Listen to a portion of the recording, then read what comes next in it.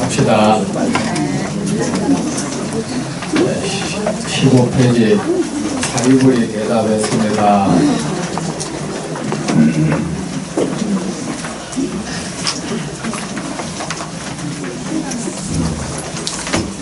거기서 16페이지에 위에서 5째 줄 앉아있는 모습을 보았습니다.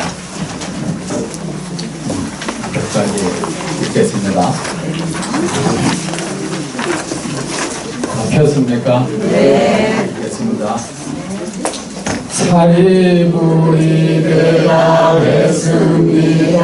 그렇지 않습니다. 세존이시여 그것은 사람의 눈이먼 탓입니다.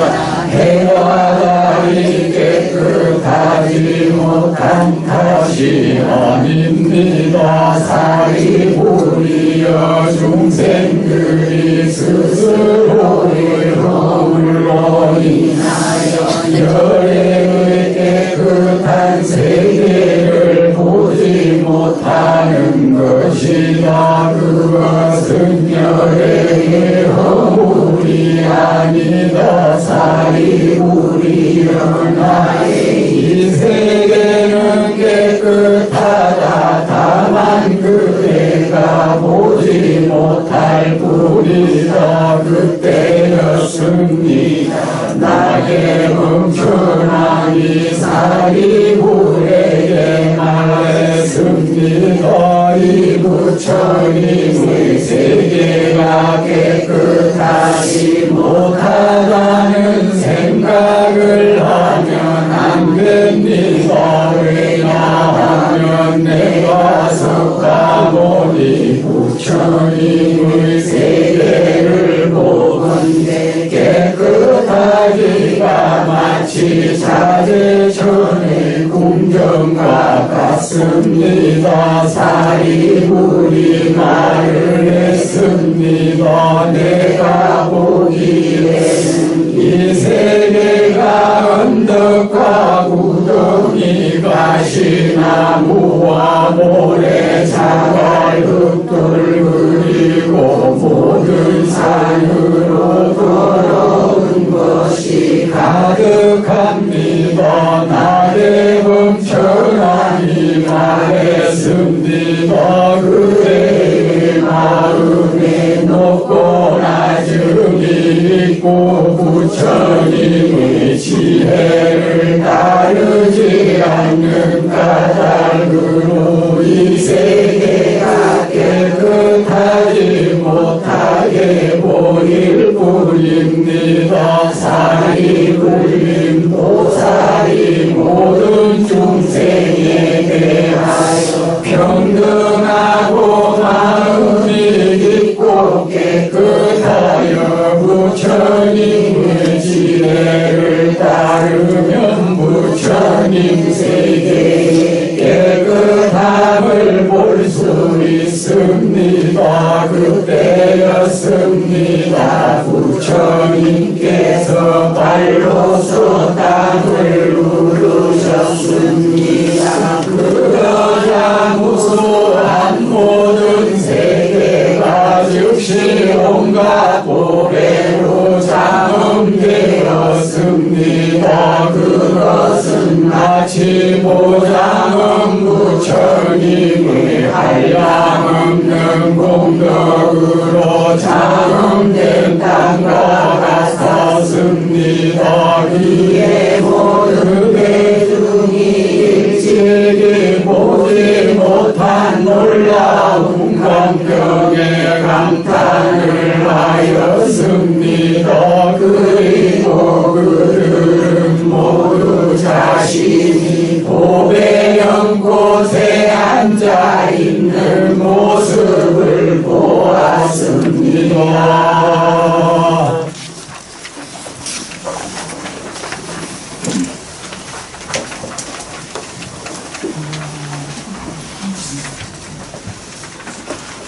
여러분도 이 경 읽으니까 좋습니까? 네. 저는 경을 읽으면 내가 부처님하고 함께 마주 앉아 있는 느낌이 들었었죠.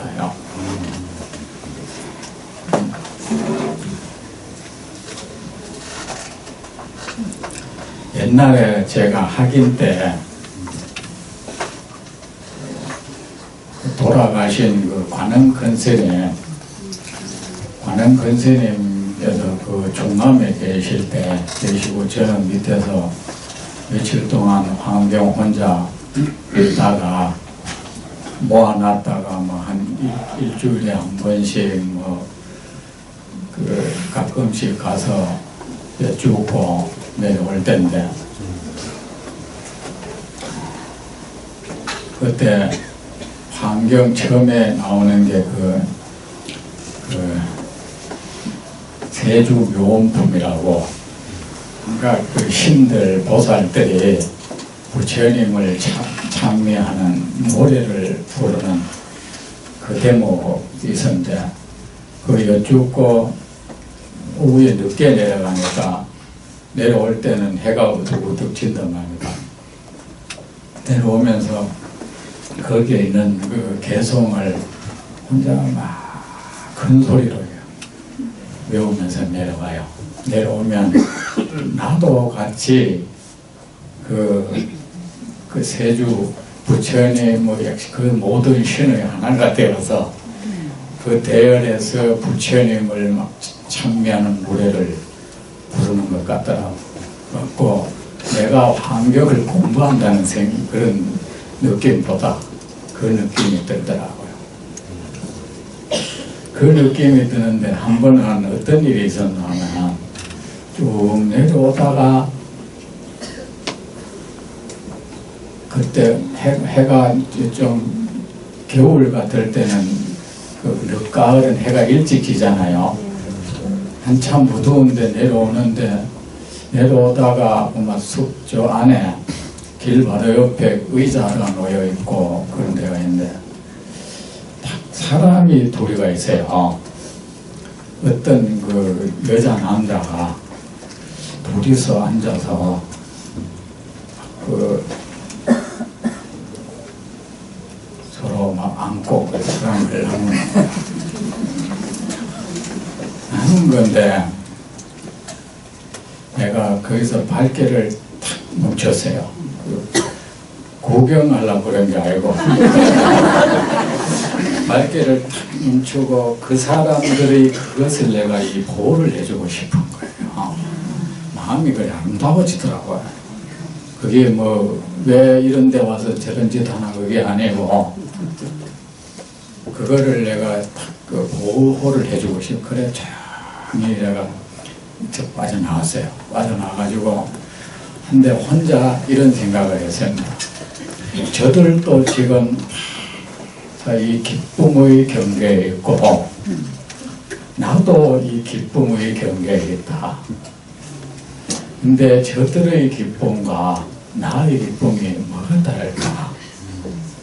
근데 저 사람들은 저 기쁨이 저 순간이 지나가는 것에 대한 그 두려움이 있어. 그래서 중생은 한락에 빠져들려고 한 이유가 그 기쁨이 지나간 그 뒤가 싫은 거야. 그래서 계속 그 상태에 빠져들려는 노력을 하는 거예요. 근데 나는 계속 이 기쁨이 사라질까에 대한 그게 없다. 그냥 지금 이 경계에서 즐길 뿐인 거야. 그래, 나의 이 기쁨이 저들이 현재 누리는 기쁨보다 좀 이 질적인 면에서 낫다는 생각이 더 안전하고 또 그 기쁨이 지나간 뒤에도 허전함 같은 거 없는 거야, 이거는. 그래서 정말 내가 공부를 열심히 해서 부처님처럼 그 경계에서 얻는 기쁨은 얼마나 불가사의겠나. 그래서 이 부처님 수행을 통해서 얻어지는 기쁨은 중생의 그 욕망의 성취로 해서 얻어지는 기쁨하고는 있다는 거야. 예? 그 욕망의 성취 끝에 얻어지는 기쁨은 무너지는 거야. 그 이루어진 것이 반드시 무너지게 되어 있거든. 그 무너짐이 무서워서 그들은 현재의 그것을 지키기 위해서 또 고심을 하는 거예요. 그 뒤가 무서워서. 그래서 부처님께서 모든 욕망을 이룬 기쁨보다는 그 욕망을 모든 욕망에서 떠난 기쁨이야말로 참으로 안전한 기쁨이다.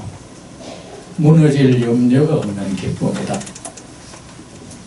이런 말씀을 하셨습니다. 그때 제가 그 순간에 그러면서 내가 참 좋은 공부를 하는구나 이 생각을 했습니다.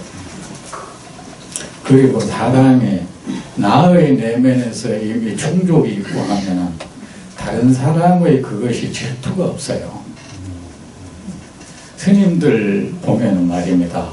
절에 와서 이래 그 남자 여자 이래 하면 괜히 막 멀태요. 그거 사실은 그 질투인 거야. 그래봐요. 자기가 뭐 그 괜히 화가 나서 하는 거야.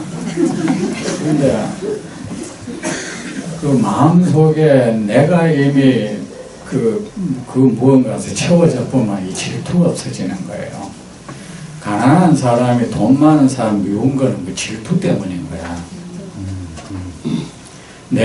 나도 그처럼 돈을 많이 갖고 싶은데 못 가졌으니까 가진 사람이 미운 거야, 이제. 내 마음속에 정말 그 욕망이 없어져 버리면 미움도 사라집니다. 시기도 사라지고 증오도 사라지고 그냥 편안합니다. 참으로 남이 이룬 것을 축하해 줄 수가 있어. 아름답게 보여. 그때 그것이 나한테 절대 혼란스럽게 안 보이더라고. 아름답게 보였어. 그렇다고 혼란스럽게도 안 보였어. 저거를 내가 보존해주고 싶더라고요. 그렇지 않습니다. 세존이시여. 그것은 사람의 눈이 먼 탓입니다. 그런데 부처님은 그런 기쁨의 세계로 우리를 안내하려 하는데 우리는 현재 이 욕망의 경계에 중독되어 있거든. 이거 못 놓는 거야, 이제. 그렇죠? 마치 담배 중독된 사람이 담배 끊어라 이거 못 끊듯이 그거 끊으면은 더 좋은 게 있는데 현재 중독된 사람은 그거 떠나면 뭐 현재 누리고 있는 이것이 사라지는 것이 두려운 거야. 그래서 사람은 다 이 세상 모든 중생은 그 욕망, 그 경계에 중독돼 있어요. 중독이라는 것은 뭡니까? 그것이 사실은 이 독성을 때려 그 독에 맞아 있다는 소리예요. 중미는 가운데 중자 쓰잖아요. 중자가 맞았다. 중풍, 바람 맞았다 소리잖아요. 중풍 할 때도 가운데 중자 쓰잖아요. 바람이 중심부에 딱 맞아버렸다. 이 중독이라는 게 이 세상 그 허망한 경계가 지니는 그 독성에 우리가 제압되어 있는 거예요. 그렇지 않습니다. 세존이시여. 그것은 사람의 눈이 먼 탓입니다. 해와 달이 깨끗하지 못한 탓이 아닙니다. 사리부려 중생들이 스스로의 허물로 인하여 여려의 깨끗한 세계를 보지 못하는 것이다. 그 허물은 무엇입니까? 이 세계는 깨끗하다. 참으로 아름답다. 참으로 공덕으로 충만한 세상이다. 조금의 넘침도 없고 조금의 부족함도 없는 곳이다. 참으로 아름답고 깨끗한 곳이다.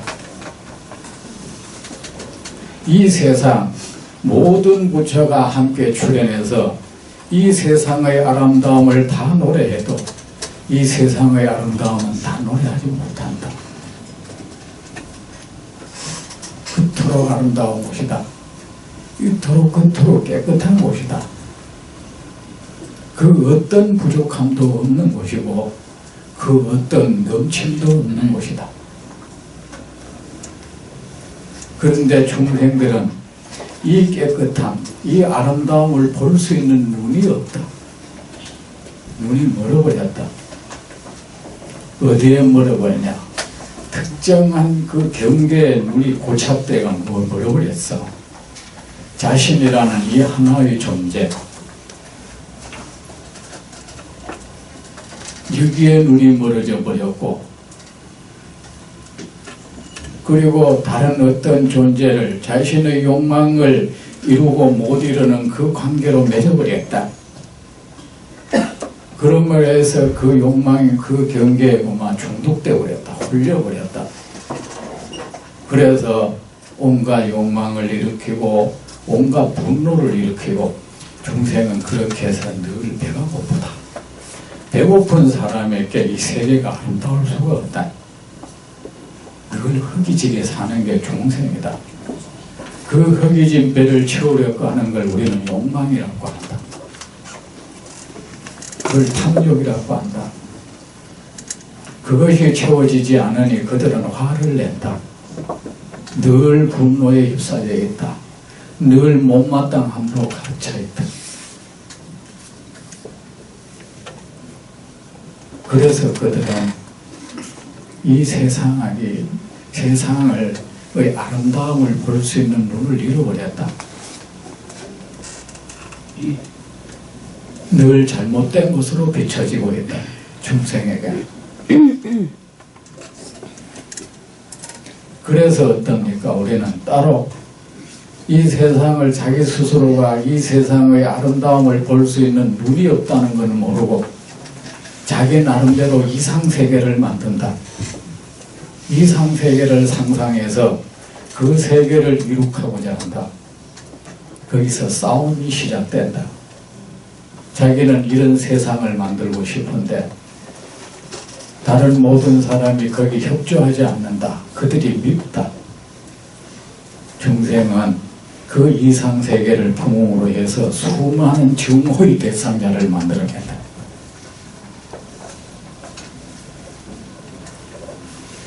중생들이 스스로의 허물이 뭡니까? 바로 무지입니다. 세상의 아름다움을 볼 줄 모르는 것, 볼 수 없는 눈을 가지는 것, 자기 스스로의 눈을 찔러서 세상의 아름다움, 깨끗함, 이 공덕의 장을 보는 그 시력을 상실시켜버린 것, 그것이 허물 아닙니까? 이 세상에 자신을 고통 속에 몰아넣는 허물보다 더 큰 허물이 어디 있겠습니까? 자신을 고통 속에 몰아넣고 또 다른 사람도 고통 속에 몰아넣고 늘 자기 스스로를 거지로 만들어 놓는 허물, 늘 자기 자신을 허기진 상태로 놓이게 하는 허물. 중생은 참 어리석습니다. 부처님께서 말씀하셨습니다. 원수가 원수에게 그렇게 하듯. 원수는 어찌합니까? 끊임없이 원수에게 어떻게 하면 저자를 괴롭게 할까? 이거 연구하죠. 원수에게 환난을 안기기 위해서 끊임없이 노력하죠.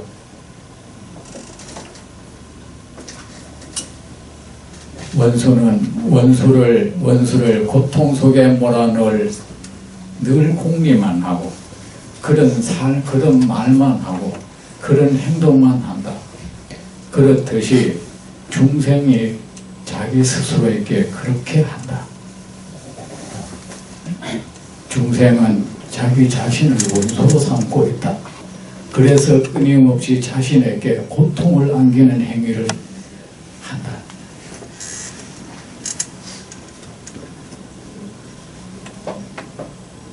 얼마나 불쌍합니까? 스스로의 허물로 인하여 열애의 깨끗한 세계를 보지 못한다. 깨끗한 세계, 이 세상이 바로 이 부처님 세계인 겁니다. 그리고 자기 자신도 열애의 세계죠. 부처님 세계는 어떤 겁니까? 즐거움으로 가득한 세계죠. 어떠한 욕망도 어떠한 부족함도 없는 세계죠. 부처님의 세계는 공덕의 세계죠. 공덕의 바다이죠. 그 호흡이 편안하고 그 맥박이 한량없이 편안한 곳이죠. 그런데 중생들은 자기 자신의 허물로 인하여 이 좋은 열애의 세계를 보지 못한다. 그것은 열애의 허물이 아니다. 이 세계의 허물이 아니다. 너 스스로의 허물이다. 부처님은 이 세계를 깨끗하게 하기 위한 노력을 안 합니다. 중생을 하여금 이 세계의 아름다움을 볼 수 있는 눈을 가지게 하기 위해서 노력하십니다. 달리 이 세상을 깨끗하게 할 그 어떤 것도 없기 때문입니다. 손질할 것도 없고 고쳐야 될 것도 없다. 이 세상. 제 스스로 그렇게 덧없이 일어났다가 그렇게 덧없이 사라져가는 것이다. 이 법칙을 나도 어찌할 수가 없다. 어떠한 존재도 일어남을 나는 막을 수 없고 그 사라짐을 막을 수가 없다.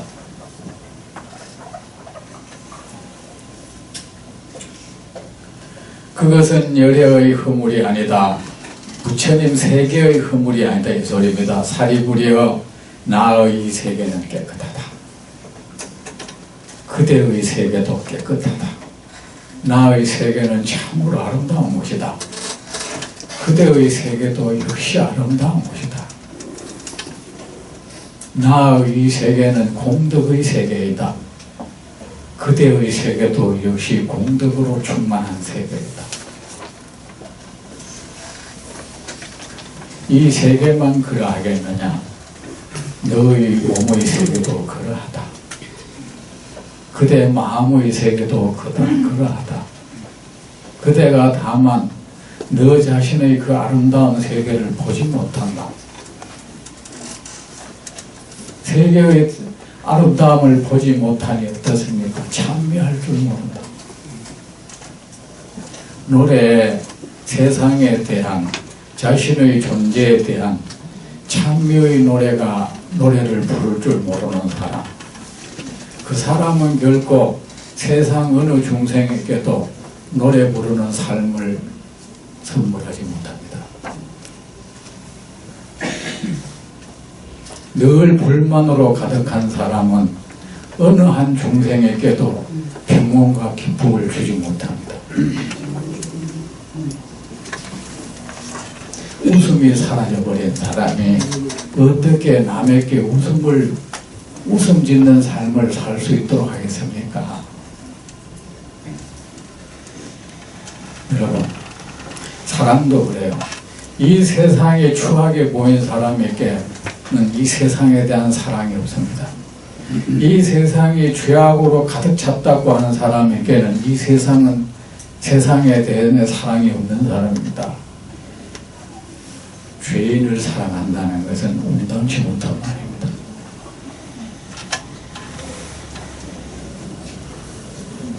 적어도 그가 죄인으로 안 보여야 사랑이 가능한 겁니다. 부처님이 이 세상 모든 중생을 사랑할 수 있는 것은 이 세상 모든 중생이 아름답게 보이기 때문입니다. 개인 간에도 그래요. 우리는 어떤 사람의 허물을, 그 허물이 그 사람 모습 가운데 그의 허물이 내 눈을 장악했을 때, 내 눈에 완전히 크로즈업 되었을 때, 그럼 못마땅한 마음 생기겠죠. 그 허물을 고쳐서 내 마음에 드는 사람으로 만들어야겠다. 우리의 교정은 그런 거죠. 맞죠? 네. 그런 사람은 끝내 사람 교화 못합니다. 끊임없이 충돌을 할 겁니다. 어떤 사람에게 허물을 발견했을 때 그 사람의 허물을 고쳐줄 수 있는 사람은 그 허물로 인해서 내 마음에 못마땅한 미움이 없는 사람이에요. 거죠. 여러분은 논리적인 말로서 사람을 교화할 수 있다고 보십니까? 앞뒤 빈틈없는 말로서. 그거는 성부심이죠. 내가 딱딱 들어맞는 말 해가지고 할 말 없지, 그것이 사람을 교화하지도 못합니다. 절대. 마음 깊은 곳에서 그의 존재를 참여할 수 있는 마음이 있는 사람이어야 돼. 부처님이 세상 모든 중생을 교화할 수 있는 것은 세상 모든 중생에게 그 마음으로부터 참묘의 노래가 흘러나오는 분이기 때문이에요.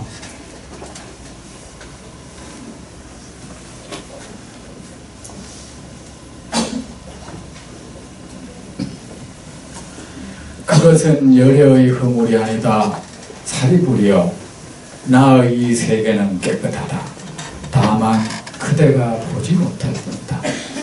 그대가 이 세계의 깨끗함을 볼 수 있는 눈이 없을 뿐이다. 그때였습니다. 낙의 범천왕이 사리불에게 말했습니다. 이 부처님의 세계가 깨끗하지 못하다는 생각을 하면 안 됩니다. 왜냐하면 내가 석가모니 부처님의 세계를 보건대 깨끗하기가 마치 자재천의 궁전과도 같습니다. 이 세계는 사리불림, 이 세계는 정말로 깨끗한 곳입니다. 더할 나위 없이 깨끗한 곳입니다. 무량 부처님이 계신 곳이고 무량 보살이 장엄하는 곳입니다. 모든 선신이 기쁨의 노래를 부르는 이곳입니다.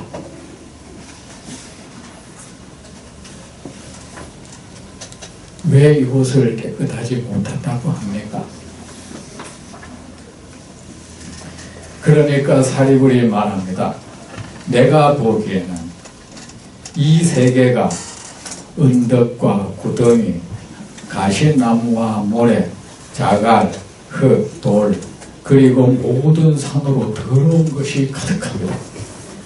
은덕도 더럽고 구덩이에도 온갖 것이 더럽고 가시나무는 사람을 찔러 다치게 하고 모래는 문에 들어가고 자갈, 사람을 걸어가는데 참 불편하게 만들고 흙, 돌, 이 모든 것이 더럽다. 그대 구덩이를 봐라. 이 구덩이에 얼마나 더러운 것이 가득하냐. 벌레들이 죽어있다. 벌레 사람들이 거기 똥오줌도 났다. 그것이 얼마나 더러운지 아느냐. 그대 가시나무를 봐라. 모래, 자갈, 흙돌, 그것을 세밀히 살펴보거라. 범천왕이여, 그것이 얼마나 더러운지 아십니까?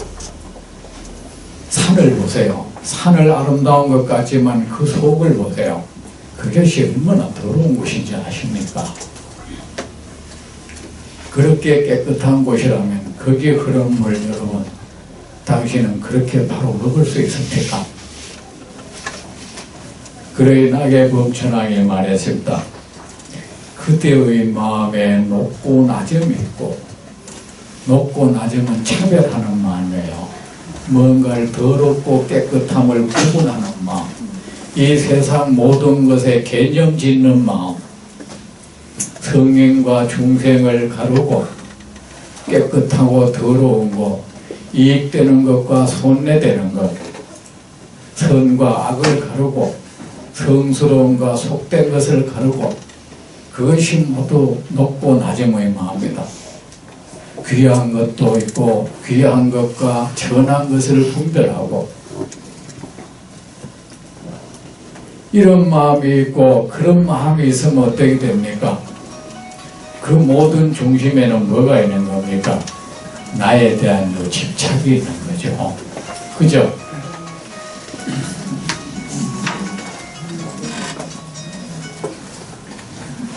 당황하지 말고 끄세요.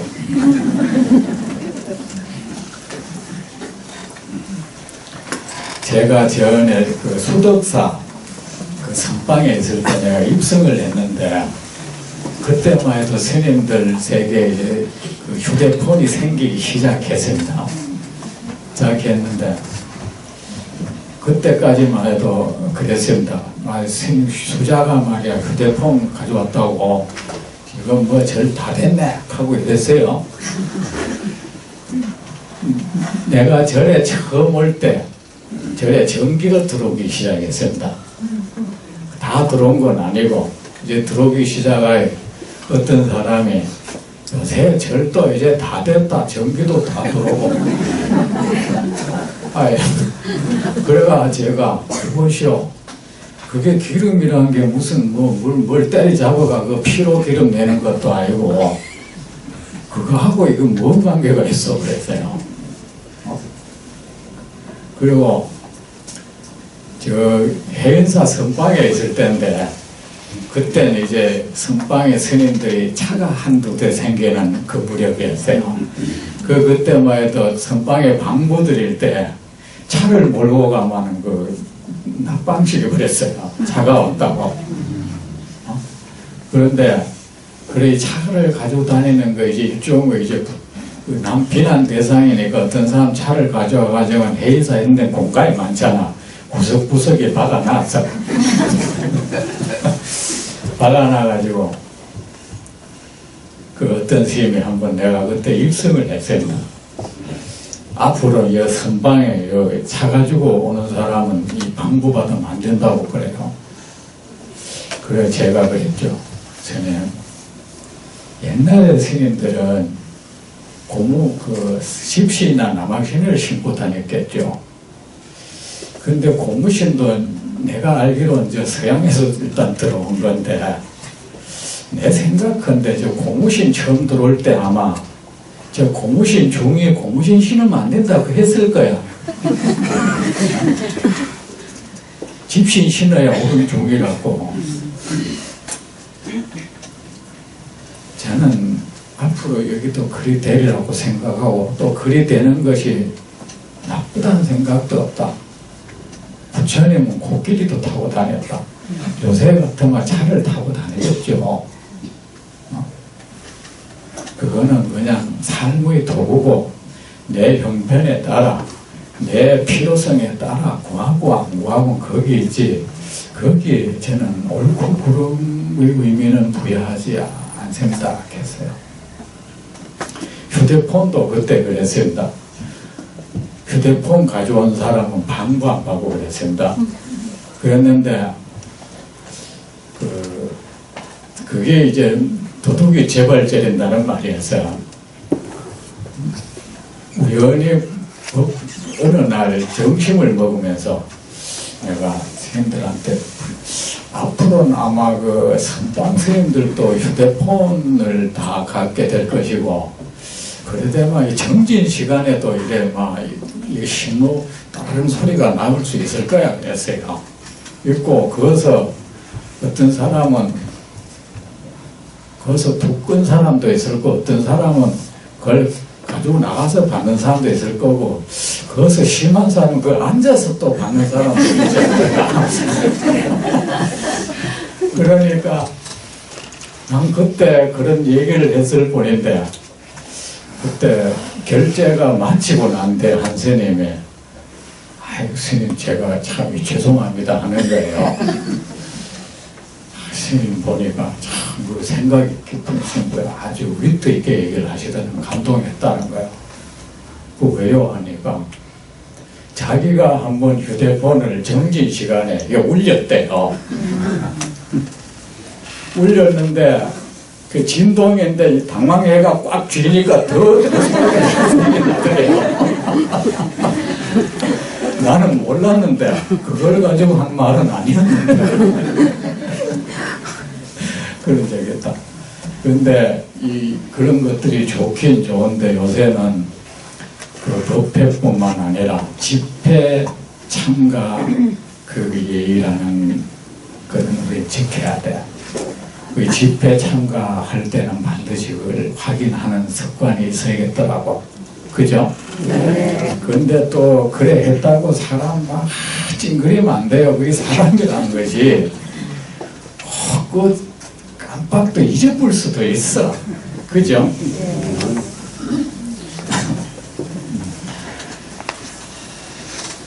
나게 범천왕이 말했습니다. 그대 마음에 차별하는 의식이 있다.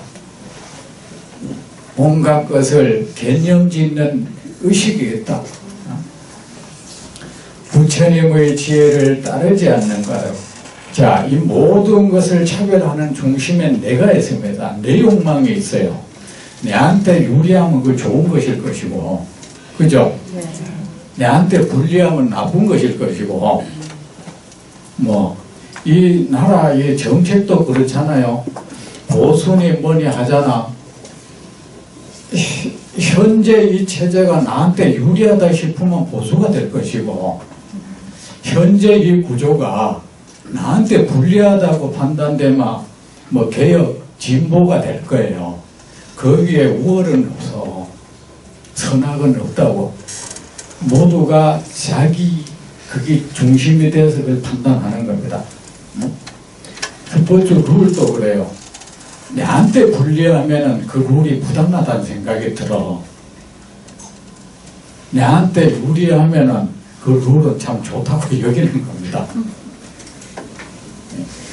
그래, 이런 것이 있으니까 세상 모든 것에 시비를 하는 거야. 그 탐욕심, 이것이 모든 시비를 불러일으키는 거예요. 이 세상의 모든 시비 중심엔 사실은 그 어떤 높은 차원의 의식이 작용하는 것 같지 안 그래요.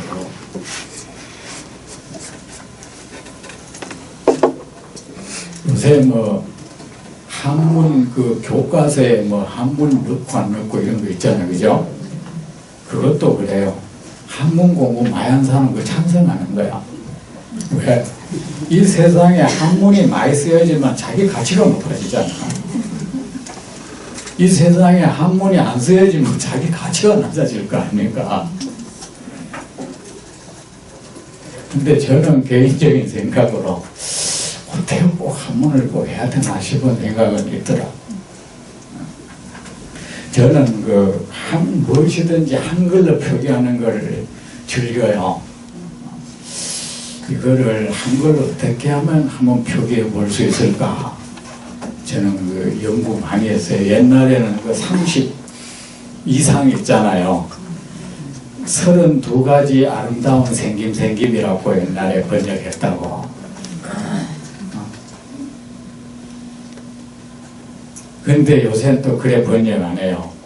생김새라는 건 눈에 보이는 거잖아. 30 이상 중에 눈에 안 보이는 거 있거든. 또 부처님의 혀 같은 거 있잖아. 그 생김새의 문제가 있잖아요.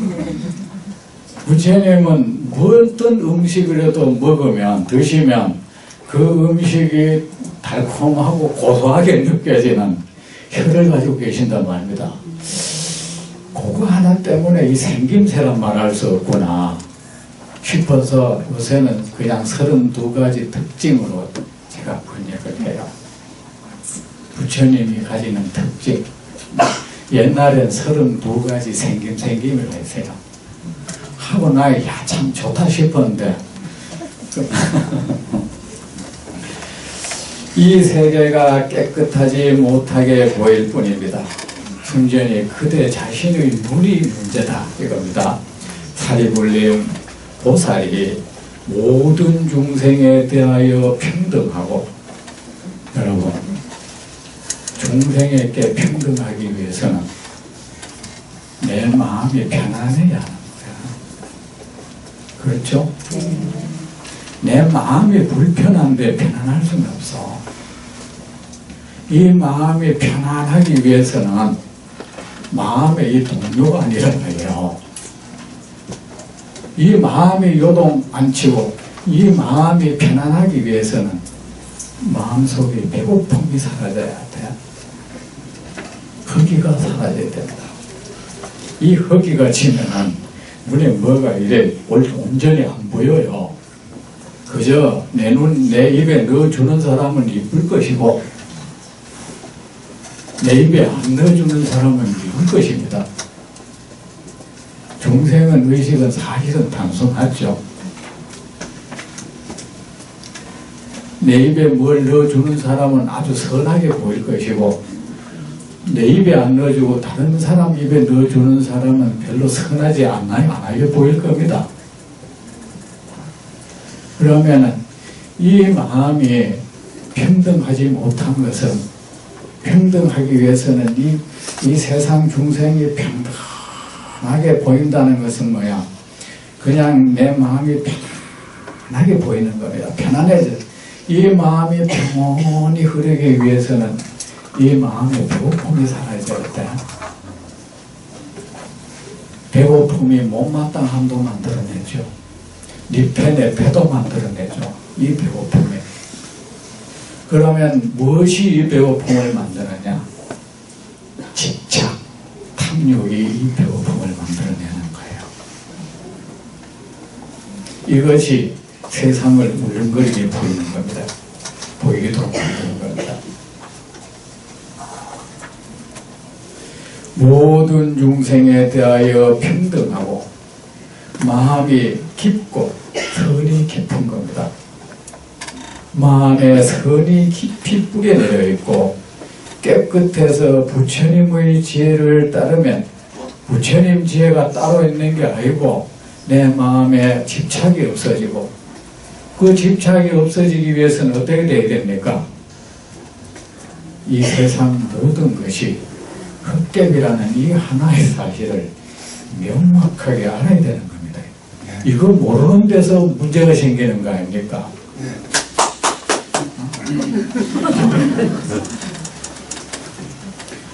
여러분은 내가 깨달음이라는 말을 이해하는 것, 알미라고 하니까 어떤 사람은 의아하게 생각하는데 맞습니다. 문제는 그 알무의 정도입니다.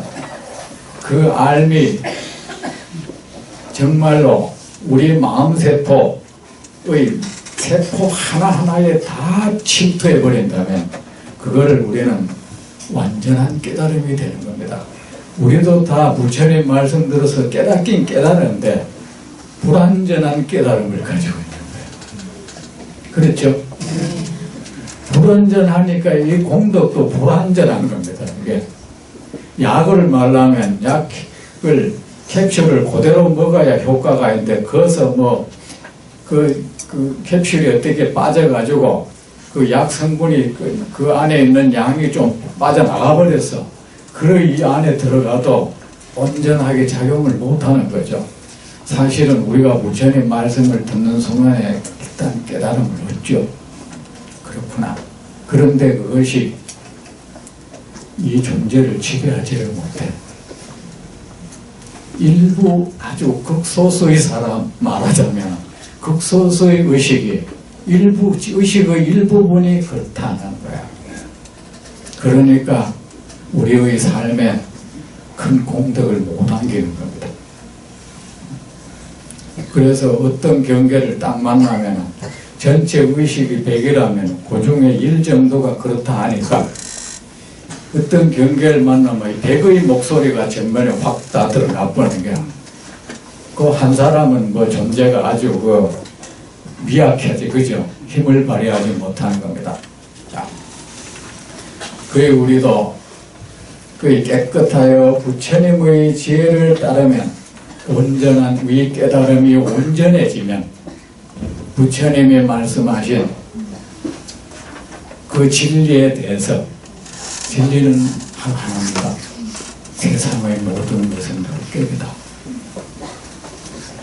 그대에게 기쁨을 주는 것도 필경에는 헛개비고 그대에게 고통을 주는 것도 필경에는 헛개비다. 그대를 행복하게 하는 것은 오색 찬란한 구름일 것이고 그대로 하여금 불행을 울부짖게 하는 것은 검은 먹구름이다. 오색 찬란한 구름도 그 먹구름도 거짓된 것이다. 그것으로 인해 그대에게 그대의 마음에 생겨나는 행복감, 불행감, 그것도 허망하기 그지없는 것이다. 그 허망한 구름이 사라질 때 그거 함께 사라져버린다. 이 사실을 정말 온전하게 뼈속 깊이 저는 깨달음이라는 말을 그렇게 풀이합니다. 골수에 사무치는 올바른 암, 정말 그렇다고 골수에 사무치게 우리 마음이 그렇다, 그것은 진리다, 뼈속 깊이 저 폐부 깊숙이 싹 받아들일 때 그것을 나는 깨달음이라고 합니다. 그래서 그 알미 내 삶을 조종할 때, 그 알미 나를 지배할 때, 그 알미 내 삶의 체온이 되고 내 삶의 호흡이 되고 내 삶의 맥박이 될 때 그것을 안욕따라 삼약삼물이라고 하는 겁니다.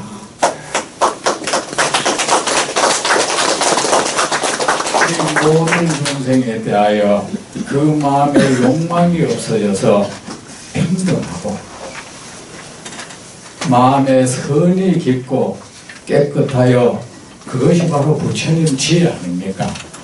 그래서 부처님 지혜가 따로 있는 건 아닙니다. 부처님 지혜라는 물건이 우리는 그 공부를 하는 사람이 지혜라는 거 마음도 있잖아. 이분화 시켜가지고 진여실, 번뇌실 나눠가지고 번뇌를 걷어내면은 진여실이 됐어. 이 마음 그런 게 있겠어? 안에 들여다보세요. 그런 거 없잖아. 그걸 어떤 사람은 요새 또 진여심을 나름대로 쉽게 표현하는 거 본래심. 본래심이라는 게 뭐가 있겠어요? 그래가지고 그런 것을 안에 있는데 그것을 이렇게 표출시키는 거다. 그런 거 없는데, 없는 것의 표출을 기다립니까? 여러분, 부처님의 말씀 따라 세상의 존재를 그렇게 바라보고 그렇게 생각하고 그렇게 받아들이도록 계속 노력하세요. 그뿐입니다.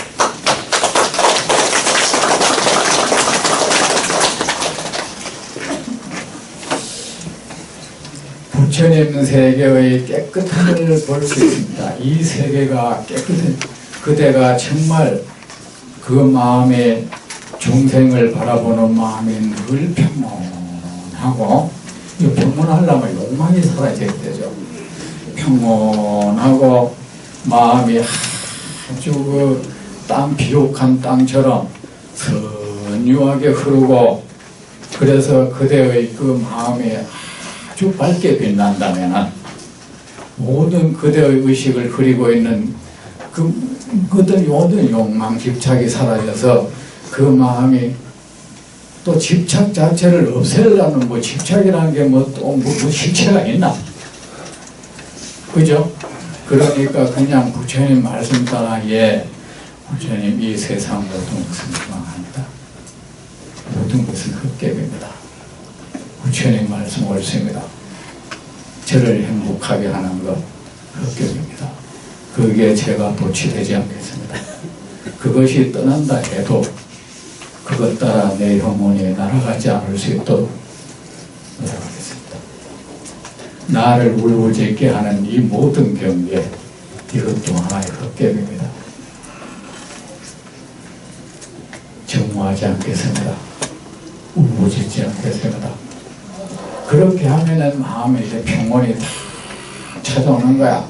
뭐 이래 가보자 하고 단전에 힘을 주고 안에 뭐가 기가 생겨가지고 기가 쑥 나서 두개골이 어떻게 작용을 해가지고 뭐가 이래 쫙 갈라듯이 그런 공부하면 못 써요.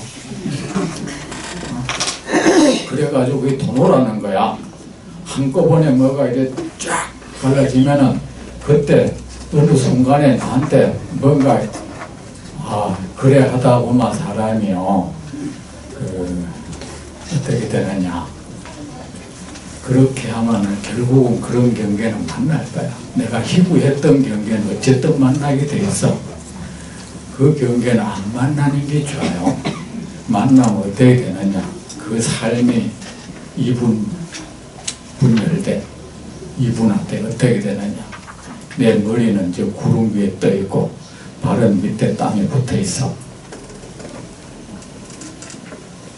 그렇게 살게 될 겁니다. 부처님 세계의 깨끗함을 볼 수 있습니다. 그때였습니다. 부처님께서 발로서 땅을 누르셨습니다. 그러자 무수한 모든 세계가 온갖 보배로 장엄되었습니다.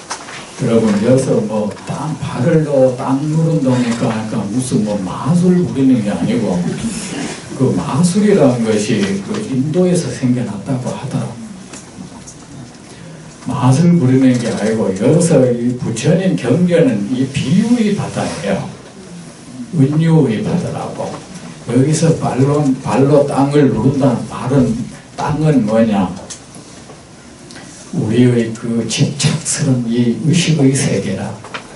욕망의 땅이에요. 욕망의 땅은 단단하죠. 부처님의 발은 뭡니까? 깨끗하죠. 부처님의 발은 연꽃이에요. 부처님께서 연꽃 같은 법문을 해서 평생의 그 메마른 땅을, 마음의 땅을 어루만졌다. 그 욕망에서 벗어나게 해줬다. 그 딱딱한 무지에서 벗어나게 해줬다.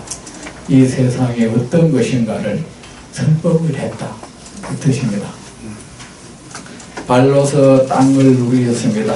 땅을 이래 누르면 뭡니까? 그게 작동 못하게 한다는 뜻이에요.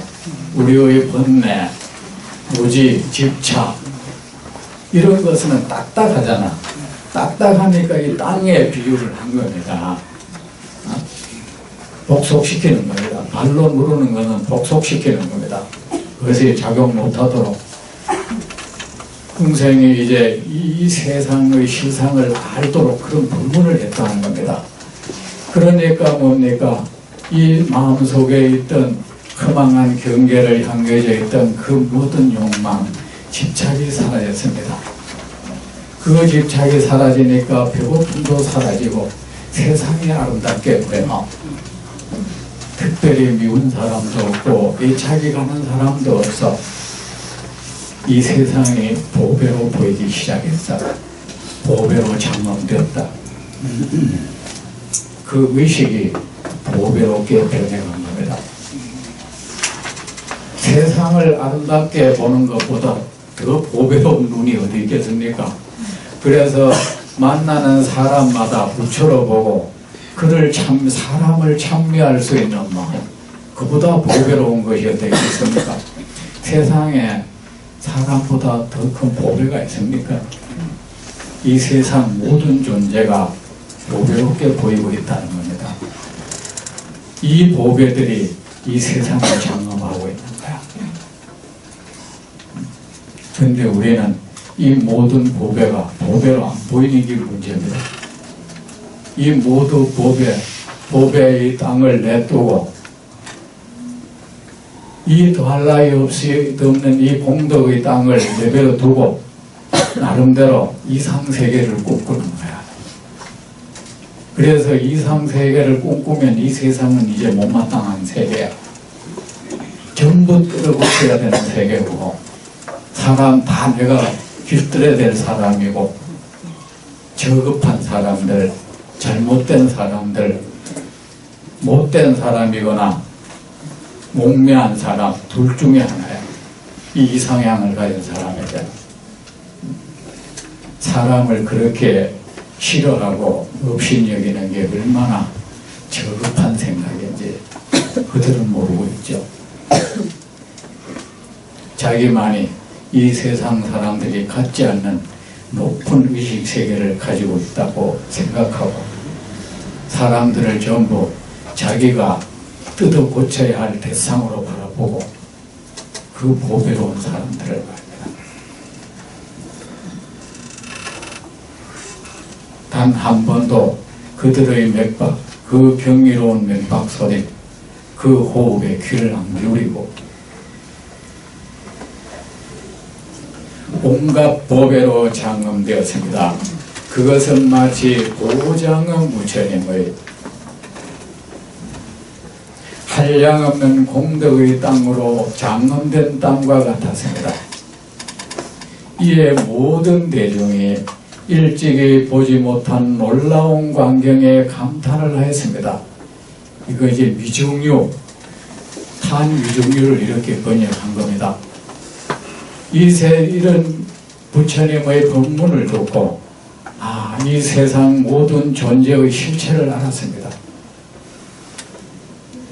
마음속에 가지고 있던 모든 집착이 사라졌습니다. 모든 욕망도 사라졌습니다.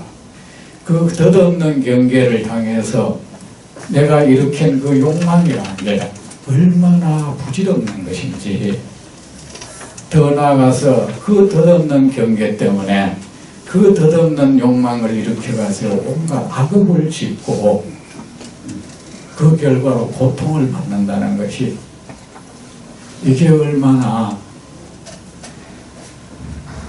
딱한 것인지 스스로 알게 됐습니다. 그래서 마음속에 있던 그 모든 집착, 그게 사라지니까 뭡니까? 마음의 평온이 찾아오고 마음속에 세상을 아름답게 보는 눈이 생겨서, 그러니까 이 세상이 이때까지 이 세상이 이렇게 아름다운 줄 몰랐다. 이 세상이 공덕의 장이라는 것을 이제 알았다. 나 이제까지 이런 세상 경험 못했다. 이것이 바로 불법을 믿는 영험입니다. 여러분, 무엇을 가지고 영험을 삼으려고 그럽니까? 뭐 밤잠 안 자고 어제 석바에 가서 말입니다. 해가지고 꿈속에 뭐가 나타나는 거,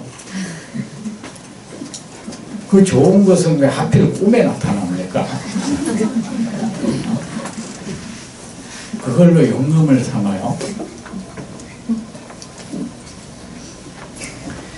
놀라운 광경에 감탄을 하였습니다. 그리고 그들은 모두 자신이 보배 연꽃에 앉아있는 모습을 보았습니다. 이 세상이 보배 연꽃이었다. 나는 이때까지 이 세상은 전부 내가 뜯어 고쳐야 하는 허물덩어리의 세계였는데 보배 연꽃이었던 거예요. 이 세상은 정말 더러운 것이었는데 이것이 보배 연꽃이었던 거예요.